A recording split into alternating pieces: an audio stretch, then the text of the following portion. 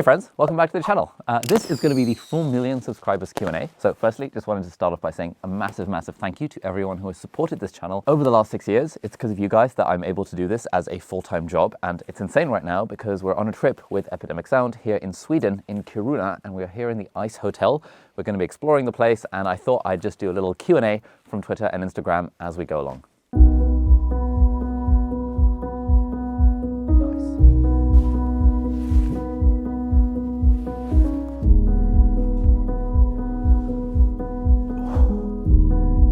Very cool place. Right, so the first question comes from Amir, and he asks, what are your 4 biggest oopsies? Ooh, I need to catch my breath.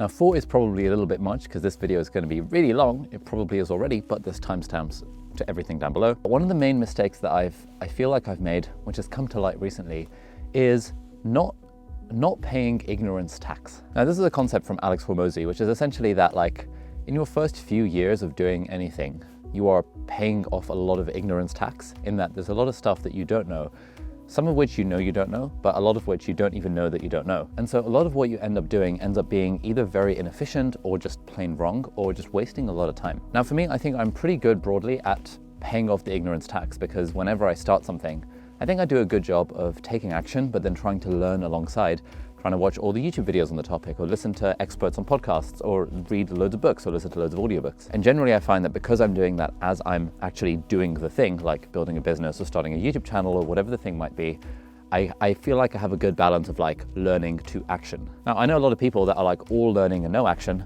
but I think in some areas I've defaulted too much action and not enough learning.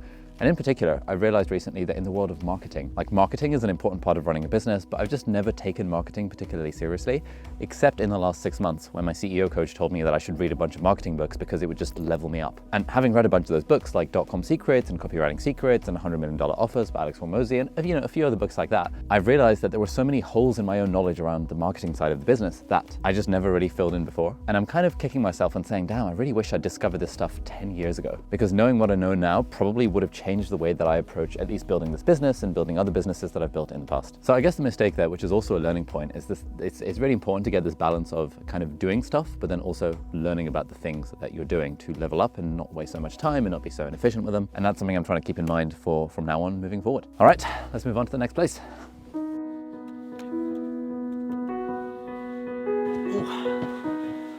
Alrighty, so the next question comes from our friend Cyber Warrior 13120, who asks, how do you plan your videos? What's your video process? So it's a fairly simple but also fairly systemized process that we use for making videos. All of the stuff is the stuff that we teach on our part-time YouTuber Academy, link down below. But essentially, a video starts off as an idea, and then it goes into a column in a Kanban board that needs a title and a thumbnail and a hook, because title and thumbnails are just an annoyingly important part of making videos. And often while it's in that column, while it needs a title and thumbnail, I'll test it out on a community poll, which you guys very kindly kind of, offer an opinion on, and that tells me what's a good title for the video. And then once we're happy with a title and a thumbnail, then it goes into the writing column or into the research column. So if it needs research, then I'll usually give a brief, and one of our researchers, either someone on our team or a freelancer that we'll use, will help do some of the research for the video. But usually it doesn't need research, and then it just goes into the writing column. Now these days I write almost all the videos myself, and my version of writing, I very rarely use a word-for-word script. Instead, I just get my A3 pad out, and then I kind of draw stuff, and I try and synthesize the topic based on the title and the thumbnail in like what I think is a reasonable way to teach that topic, or to document or share, or share my thoughts on that topic in a way that hopefully makes sense. Then once I've got this sort of spider diagram in front of me, then the video is ready to film. It goes into the filming column, and then at some point I will film the video. Usually I'll film it on my desk, and I'll just record the stuff myself, turn the camera on, etc., etc. Take the SD card out, and it goes into the computer, upload it to Google Drive, and then our lovely editors deal with it from that point on. And then I don't really think about it, and I move on to the next video. So it's fairly straightforward, but quite streamlined process for making videos. And that's really all the planning that goes into it. So let's move on to the next question. Oh, by the way, quick thing. As a bit of a celebration for hitting 4 million subscribers, and as a thank you to you guys, we are giving away an enormous amount of stuff to one lucky winner as part of the Productivity Booster Kit. So we are giving away this M2 chip 13-inch MacBook Pro, along with some AirPod Pros, along with a pen, along with some of my favorite books, Atomic Habits, 4-Hour Workweek, Make Time, this Leuchtturm notebook, which is literally the notebook that I use on a daily basis, a couple of other books, Keep Going by Austin Kleon, 4,000 Weeks by Oliver Burkeman, and we are also giving away a Kindle Paperwhite with a nice little case for it, and we are giving away the Logitech Logitech MX Master 3S mouse, which is again literally the mouse that I use. So basically all of the digital and analog products that I swear by are all part of this $2,000 prize pool giveaway. If you'd like to enter the giveaway, then there is a link in the video description. You just put in your email address. It'll ask you if you'd like to subscribe to Sunday Snippets, which is my completely free weekly email where I share productivity insights and talk about tools and books and stuff that I've read. But yeah, you can join the giveaway, and then one lucky person will get all of this stuff shipped to them almost anywhere in the world. There are a few places where we cannot ship stuff because of various postal constraints that are outside of our control, so apologies for that, but all the details are on the giveaway page where you can check that out if you want to win all this stuff. So thanks again for letting us hit 4 million subscribers. You guys are the best. Alrighty, so the next question comes from Matthew, who's asking, when is the book getting published? So for those of you who might not know, I've been writing a book for the last like 2.5 years now. Hopefully, maybe, fingers crossed, the tentative release date is the 28th of December, 2023. So hopefully by the end of this year, the book should be done. We're deep, elbows deep in the editing stage at the moment. Been working with the editor from Penguin and the editor from Macmillan and Rachel, who is an editor on our team. And we're in the process of chopping down 110,000 words. Ooh, the light changes. We're in the process of chopping down 110,000 words of the kind of first draft into a more reasonable 70,000 words for the second draft. But, you know, this is the thing that I realized about the book publishing process, that when you, oh, hello, it's a snail. When you're editing a book, like, there's a lot of things we need to chop out, but by virtue of chopping those things out, we realized that, oh, hang on, the fact that we've chopped out this whole chunk of chapter 3 means that some of the stuff that we referenced in chapter 2 and chapter 4 no longer quite makes sense. And so there's a lot of like surgery involved in putting it back together. It's not quite as simple as initially I thought it might be, of just like, hey, we just chop out some bits from the book. So it's kind of fun now because it's like every week as we're iterating on the book design process and I'm spending like many hours each day working on the book, I can kind of feel it getting better and better. And a few months ago, I was thinking, this is not very good. But every author I've ever spoken to says that the first draft is not supposed to be good. It's supposed to be bad, but at least it exists. And then you chisel away at it, almost like these ice sculptures. Like they start off with a big ass block of ice, and then they chisel it into a very rough form. And then slowly they refine and sandpaper and polish it to look something absurd. I don't think the book is going to be as absurd as this ice snail, but hopefully it'll be something that is way better because of all the rounds of editing. Because fundamentally, I don't really, like, yes, if I wanted to, I could write a book in 2 months and just publish it on Amazon and then it's done. But I don't really want to do that because I think that's kind of a disservice to the audience. Like, all of the effort that's gone into making the book and all the different rounds of editing means that hopefully the final product will be actually good and will be a thing that people can read and genuinely enjoy and recommend to their friends and all of that fun stuff. So hopefully by the end of the year, the book should be published, but we'll see. We'd rather delay it by a few months if it means the book is going to be better, because, you know, generally this is the thing that's going to stay with us for the next like 10 years. So yeah, that's the idea.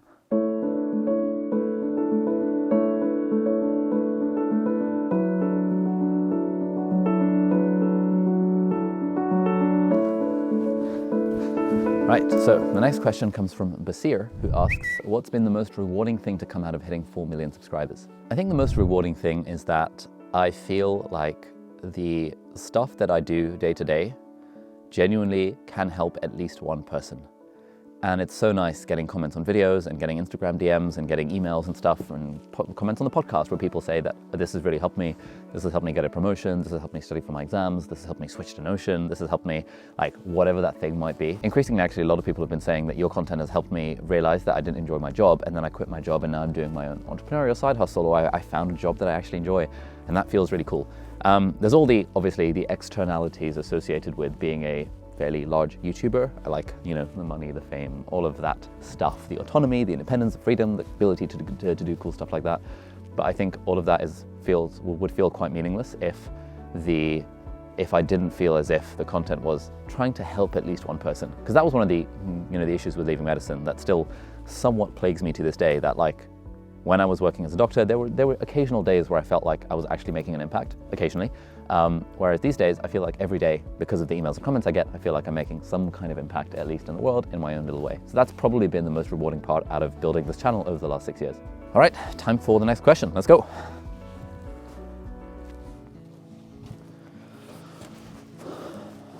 So, the next question comes from Molly, who asks, did Shorts help you get to 4 million subscribers faster? So we started doing Shorts properly in around like November or December, and this is how many subscribers we've gained in that time thanks to Shorts. And this is how many subscribers we've gained that time thanks to normal long form videos.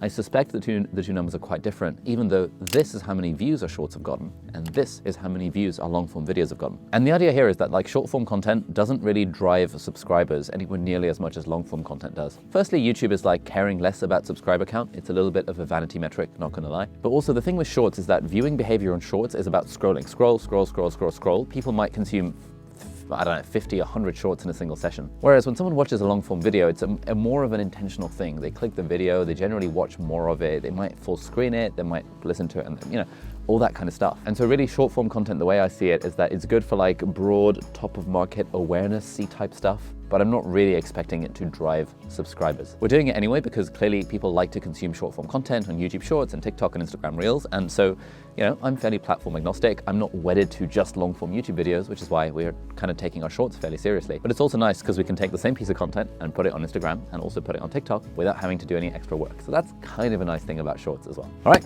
time for the next question. Let's go. All right, so the next question comes from Ali, who asks, why did you start podcasting and how much money do you make from it? Now, honestly, I don't know how much money I make from it, but we'll put those numbers here shortly.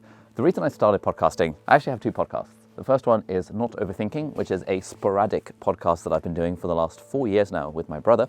So that's just a chill podcast where we sit down and have a chat. But my quote proper podcast is called Deep Dive, and that's a podcast where I interview entrepreneurs and authors and academics and creators and other inspiring people, and we find out how they got to where they are and the strategies and tools we can learn from them to help us build a life that we love. Now, the reason I started that podcast was because it just seemed like it would be a fun thing. My whole vibe is that I want to spend my time learning cool stuff and then being able to share it with my audience and being able to apply it to my own life. And there's a limit to how much I can learn when I'm just researching stuff by myself. And so I really liked the idea of being able to interview people who have done interesting things to be able to learn from them myself. And it's a bit more of a good value proposition for someone else to say, hey, do you want to come on my podcast to be interviewed, rather than, hey, can we just have a chat? So honestly, the reason the podcast started was kind of selfish because I wanted to learn from these people. And then very quickly I realized I really enjoy having these conversations. I get so much energy from it. I can do like 4 podcast interviews in a single day, and people are like, you know, don't you get tired? And like, I don't really get tired because I just get to ask interesting questions that I myself am interested in. And we just record those conversations and then they benefit other people as well. So the podcast is fantastic for that. And then in terms of how much money we make from the podcast, I don't know, we'll put the numbers here. So this is the total revenue of the podcast, how much money it brings in top line, all things put together. And this is how much money the podcast costs. And therefore this is the profit that the podcast brings in every year. It's probably not major compared to the YouTube channel or the courses or the other things that we do, but it's a super fun thing to do. And I feel like it adds value by virtue of me being able to interview these cool people and share it with you guys. So that's why we do the podcast.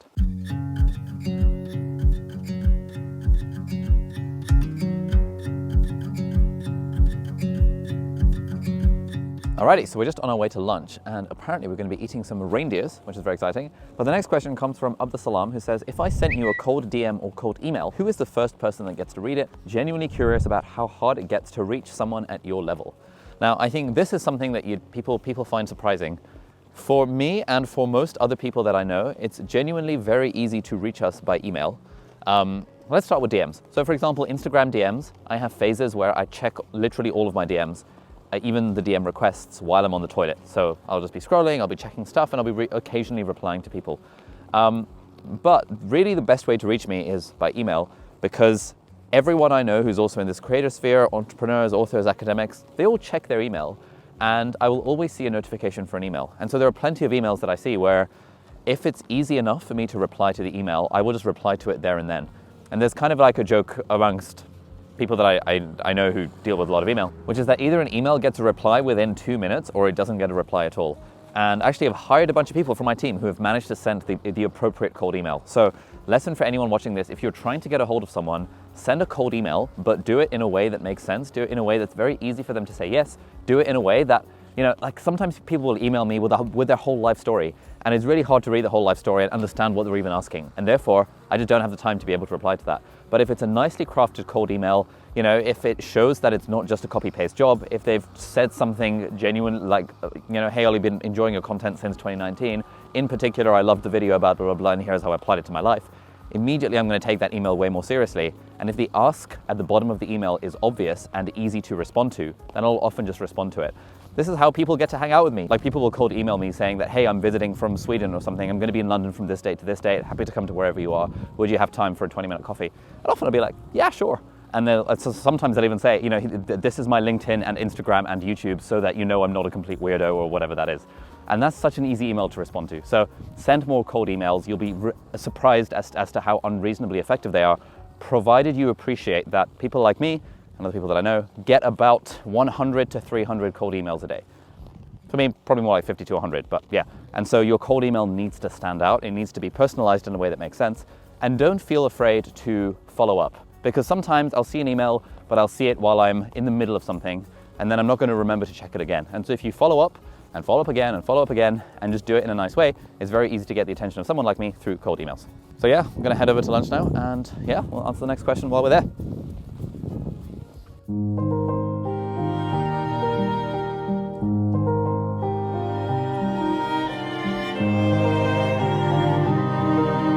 Alrighty, next question comes from Engan_Skyholic, who asks, what are your goals now? So I guess I kind of think of goals in terms of a few different domains: work, health, relationships, and like other stuff, hobbies and fun and things like that. So on the work front, big goal is to, publish the book, try and make that, try and make it a book I'm proud of, trying to dissociate myself from the commercial success of it and actually just focus on the process, focus on enjoying the process, and focus on learning something through it. Work-wise, the general goal is to be able to continue doing what I'm currently doing, which is I get to spend my days reading, writing, learning, teaching cool stuff, and going on cool trips and documenting things and speaking to cool people. And like, if I can just continue doing that, then that's my goal sorted on the work front. Relationships, got a couple of goals when it comes to the romantic relationship, but also I want to make more of an effort to keep in touch with friends and family. So I have a bit of a goal for this year to organize some group adventures, inviting friends over and stuff like that. I also want to learn how to cook, and so each week, every fortnight, I invite friends over for a dinner party and I cook for them, and that's just another way of me learning that skill, but also tying into the social element. And then in terms of health, kickboxing lessons, been starting doing that over the last month or so to improve my flexibility, mobility, kind of general self-defense ability and cardio, and then weight training. Just general goal of trying to be, build more muscle mass, be more athletic, so that it hopefully benefits me over the long term. And then just general fun stuff like, dabbling with the music stuff on the side. I'd love to release an album on Spotify at some point, maybe a cover album. I'd love to do a Christmas album with my brother and some friends. I think that would be cool. Just like random bits like that here and there. I don't really think too hard about goals like as specific things to strive for, but more like a compass direction. Like, oh, I kind of see that thing over the horizon. Let's just start walking towards it and kind of try and enjoy the journey along the way, and rather than trying to fixate on the outcome. So yeah, those are the goals right now. Alrighty, so next question we have from Prab Purun, who says, what does your mother think of your success?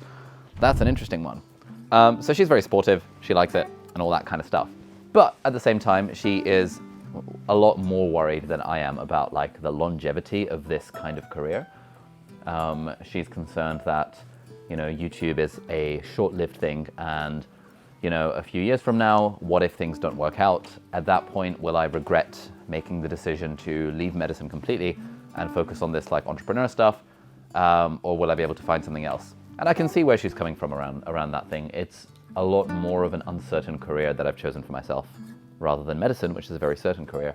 And so, yeah, that's something that we always talk about. And I don't really have a way to kind of alleviate her concerns on that front, because it is something that I worry about as well. Like, what does this career look like X number of years from now? But, I think over time I've developed the skills and stuff to be able to adapt to whatever happens, hopefully.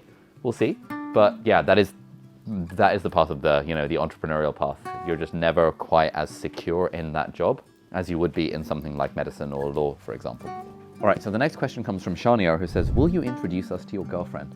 Now, this one's a bit complicated because I'm very open and transparent about my own personal life, but when it involves someone else, that is an entirely different equation, because now it's about what they feel comfortable with. And this whole world of the internet and stuff, especially, I already get like tons of weird comments and weird emails and stuff. And bringing someone else into that world is not an easy decision. So this is something that we're talking about, something that we're thinking about, like, we'll see, I don't really know. But I've realized over time that my own kind of comfort level with transparency on the internet, especially about like my private life and things like how much money I earn and stuff like that, is like way beyond the scale of what most people consider normal. And so, I don't know, we'll see. Watch this space. Make sure you subscribe to the channel to get the girlfriend reveal at some point. It might happen, it might not, who knows, but we're still trying to figure that out.